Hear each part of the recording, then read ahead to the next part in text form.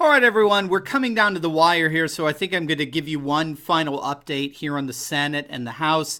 Let's start with the House. The Democrats now have 14 seats with about 190 or so to go. Remember, they need 23, and I guess the pundits are seeing California as basically being the place where they're going to get the remainder of those seats. If they do, it's going to be a net, if they net these 11 seats, it's going to be barely getting over the mark. Again, we're not seeing anything even remotely akin to a blue wave. That whole hope has been dispelled. It's not happening here tonight. That's for sure. They're going to have to figure out why. So we may not know the final results of the House for some time. There may be some votes contested over the next few days. And so it remains to be seen what's going to happen here in the House. I see that H.A. Goodman remains optimistic that the GOP is going to hold the House by 1 or 2 seats. Talk about close, right? But regardless, whatever does happen there, it will be minimal on either side in terms of the majority. Now, in terms of the Senate, boy, I mean, you really have to hand it to the Republicans. They had some major races in Florida and Indiana and Tennessee and Missouri, Texas, North Dakota, Arizona, and thus far the GOP has come through. I think you probably heard they just called Missouri for the Republicans. So Clara McCaskill is out.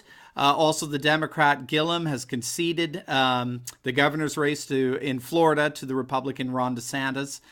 For whatever reason, they haven't called the Florida Senate race, even though Rick Scott is leading. He's winning by the same margin over the Democrat Bill Nelson. But when they finally do call Florida, we'll have picked up Senate seats in Florida and Indiana, in North Dakota and Missouri. Absolutely stunning. Well done, President Trump, who went and rallied in all of those states. In Arizona, again, about 60% reporting, and the Republican Miss Sally is just a percentage or so above the Democratic Sinema, very, very close.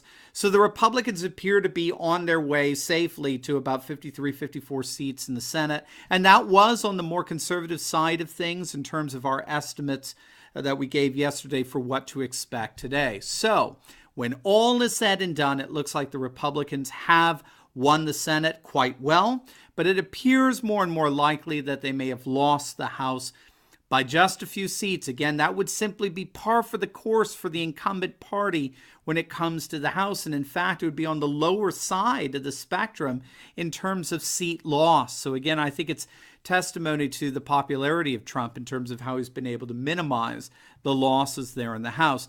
The big news of the evening, of course, there was no blue wave. There was no blue wave. And in terms of the Senate, we can in fact say there was a rather evident red wave, which is what we were seeing in the early voting totals. Republicans have picked up seats in North Dakota, Indiana, Missouri, and it does look increasingly like Florida, which is just huge. And we'll see what happens in Arizona as the returns come in. So that'll do it for us this evening. I appreciate so much your tuning in with our updates, and I'll give you a full analysis sometime tomorrow. I won't be posting until later on in the day, somewhere in the mid-afternoon, but we'll have some breakdown and some analysis tomorrow for you. All in all, not a bad night for the Republicans. Again, keep in mind the historical odds that they were facing was in terms of both the pendulum swing and the unprecedented amount of retirements, 45 in the House. These were very, very significant. They held firm, they held strong, and indeed made some very, very good gains in the Senate, increasing their majority. I don't think the Republicans will have any problem whatsoever transforming the judiciary for literally decades to come in the Senate. And the Democrats are going to have to do a lot of soul searching to figure out why their supposed blue wave turned out to be nothing more than a pathetic puddle. God bless and a good night to you.